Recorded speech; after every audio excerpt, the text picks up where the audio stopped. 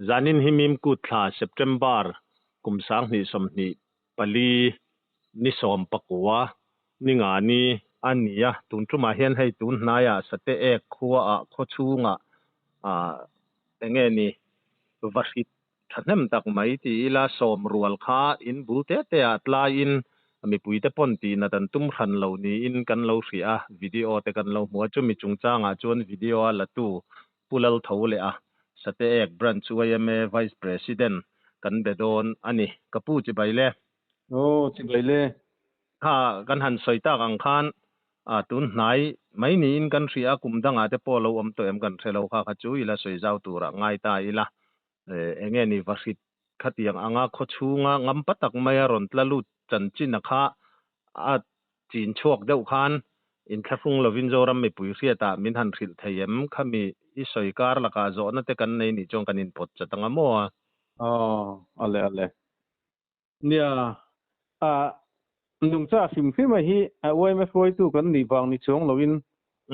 kan hum hal ve phim a chung kuang po hian mo nia chu ba ka nia wai ma foi tu te mingin kan lo ni ve boka chung wang te po chon nung cha phim hi chu kan lai na ta kan mangaya kan hum hala nia va hit kha tu gin zinga ka zing kongkal ka wal ka exer la hola mina kan lak mai nia nikum masalam dai tang to khan an local thina tiang chuan cho hi kan pe thina enge mo sa thin local thina maro chu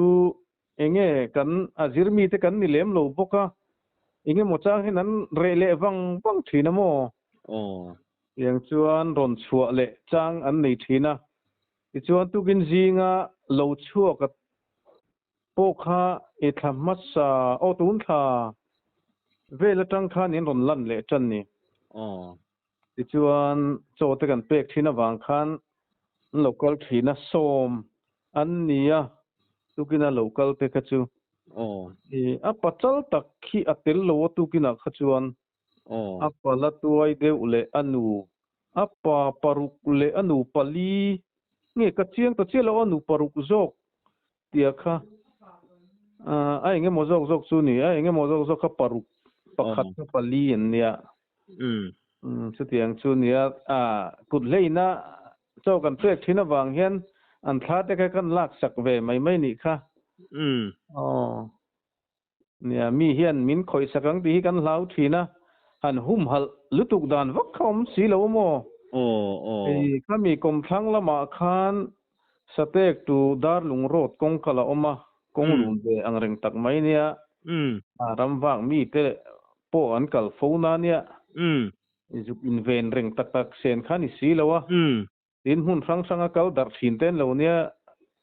ram hnoya om chian nia mi hian min kut min thak sakang ti kan hlau khop mai a thang lam a khan in a om lo ani tak chu masa sale lama te po a lo chuak to khan ngam khop maya arin vulem arne nanin kom mem ngayem ko khata khasan zo aran lo mo thang khami acho kan pek na bula khan broiler farm broiler in arzan hi zathum vel da na in chu oma zo ar hi a om tak meu lo wang hian an kom tur ponom khan lo ani chu nia khalai kha a zo ar te lo in lo vu em kan ti thu hla ani a ti chuan hei vasit hi khatiang ang takha mizoram hun danga hian a tam lutuk lowang em le nge ingai dan vasit chanchin i hriat danin ka savangam tak an ni ve deuh hrim em sangam takan ni lowa apui tin chin phei chun thiam em mai mo mi hring laka chuan nikum masa tho khan apamal hi aron kala chung chu layar te po kan vul ve chung te nen te po chon han tlat ho deuh kha chun neya layar anu ho kha tir chon an thina mo se ri khan an ngam lo ni chu wang chuan anin kom lutuk lo tlat mai a chu mit tum chuan chu an bo le wang thina hetiang fawang por vel hian an ron chuak ve le thina mo chu tiang vel chu nia a changin an tama changin an tlema mi hian an lo pelan lo that then thin nge kha kan khe si lo mo tiang vel chu ni tu na ron chuak khan a pachal ber hian apa ve te hi an lalna ron chu an hlau thin an tia a then hian chu wang chuan an dar ve thin an tia a patuai an tla sang rol om kha chu mo ti khana in kha punga an lal rama tang khan an hnot chuak ve thin ni turani an soi mangin tu na ron kal kha an tam tum nge niang nikum masalam te nikum lama ron kal te ne na han khai khin khan tu na mi hi chun la tam deuh berang amma kha chuan panga pali panga paruk ti vel ten niamo hang kha zana an ron kal nge zing kar an ron kal nga khatiang kha nge ni irin zon dan jing lam panga hian ni tlang pui chon be sei ve khania ani tiang ani ango to pe than khan niamo chuan ti khan dareng zat vela nge chuan ankal vele ankal bo vele mai thinem ni kal bo vele chu te in kan lo en zui reng man bik lo mo han cho te kan an the an eya ni pon han thlir chang kan nei thlir mang lo chang kan nei kan an kal bo vele maya an omrei engtia rei ve omrei ve tho dar kar khatte pono mang don to mo atlang puin vartiana te mi anron lan mi lo ve tu kina kha kala kha chuan an lo om to kha chu da ruk le chan ve vel ani dai to mo an lo chon chan tir om kha ti chun ka khemi lo ani tak chu tuna khan engti hun vela tanga ron kal to nge kan ti kha tun tha chan tir lam de watang tir nia engtia rei vel nge hun dangan local to ne na ngai tu in engtia rei vel ngen ron kal irin thu thiam thayem thum vel te chu non omang ani chu khalai kha ni enge ni zuk mak te lu le enge mo lampang po ani che lo mai theya amaro chu thil tam lo tak mai ni hei mihring kan chang ka nga varit te chu mutur tam to lo me mani ani na tak soi chuan han muturom zau zau ma se khatiang taka mihring bul hnaya han tlangam akha chu tero la ya chu alo ni ta in khuwa khan kha lungcha hum hal khan ma in lan na sa em chula ya chuan kha hei hi varit hi lo kap emo enge ni lo ti hlum ang chi tum lo turangen na ang chi te emo khatiang chu tiang khatiang chona lo ti pal kan nomani chon tia vau khan na ang chi te kha siam lo ni chon siam chi te ni lo mo ti kha kalo ngai tu dewa ni wai me te hi chu khatiang ko kha chon kan din na ngai reng kha ani mai mo committee na te point kan soi ko wa amor chu ke ni kho hi boy thak em mai chu chu kan kho noya khan kong da lung ro ta om kan ti kha kha ania mikhwal tong kong ani bokamo tong mikhwal in thanem khopa ke ma ni tol chung mi te po hi kan in tinasa có bùi lắm mà trắng hiên man tak man rốt tak này hiên lâu tầm xiêm chung chu kan buai na ber ani ya tual chung mi an ti ve chak te poinan tong chan ber hin nia mi khol chu tiang kha tiang chon an tia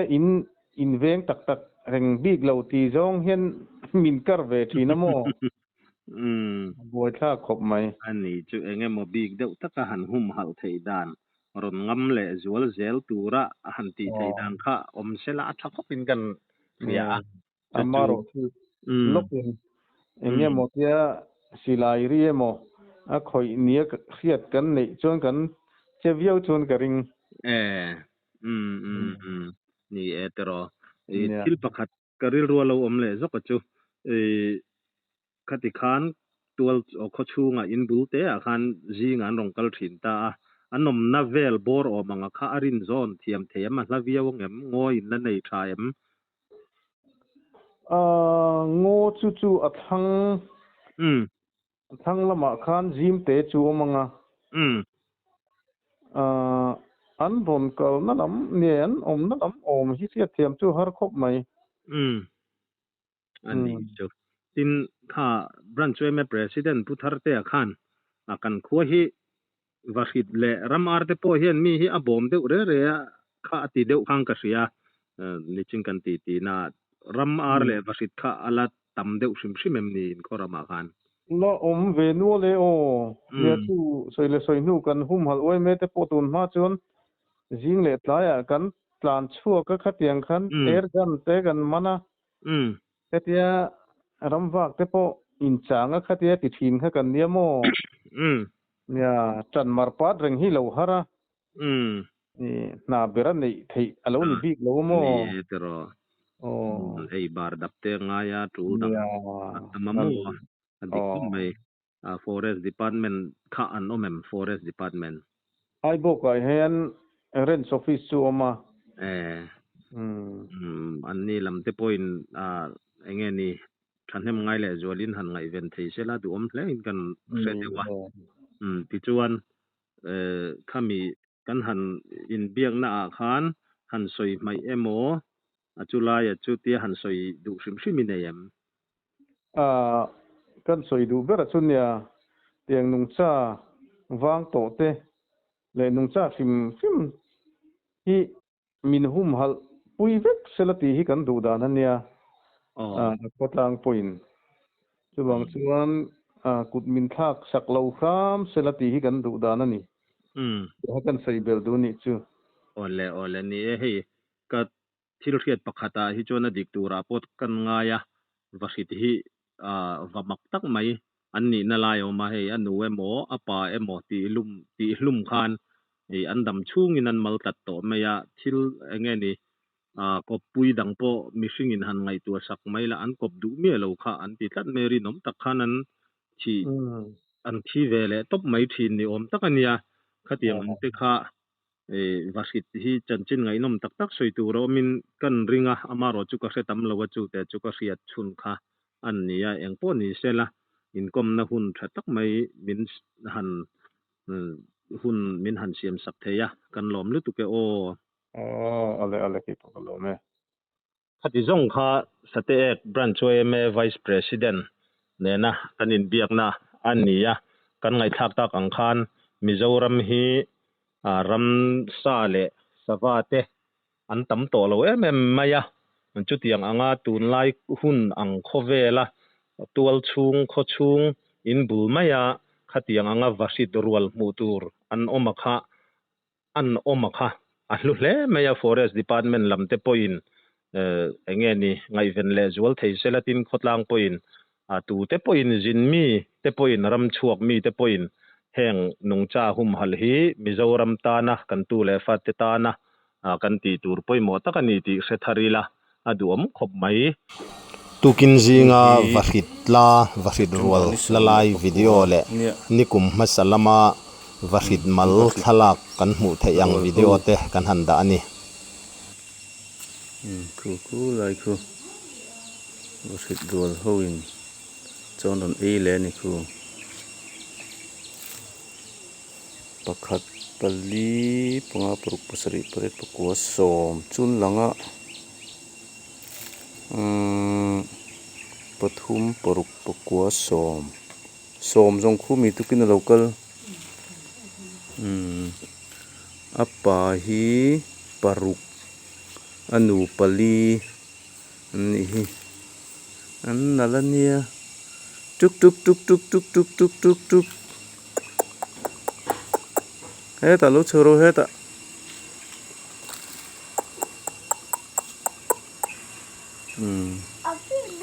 camera hi thavak lo zoom lei thei to lo hi bak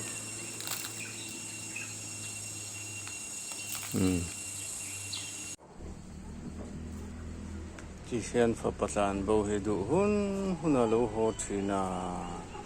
tek tuk tuk tuk tek tuk tuk tuk tuk tuk tuk hei a thakami tuk tuk tuk tuk tuk tuk he ta lo ko te le a pa sin lu tu khu pa ber sin he ta lo ko he ta môi xía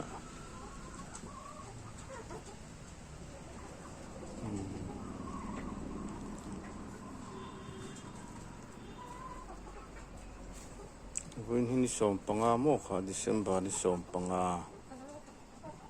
tek tu ka hi lo ho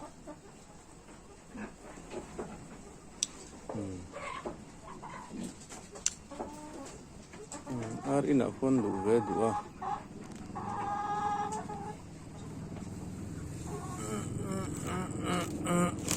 le yar ho bula de hon om ve du thina kala le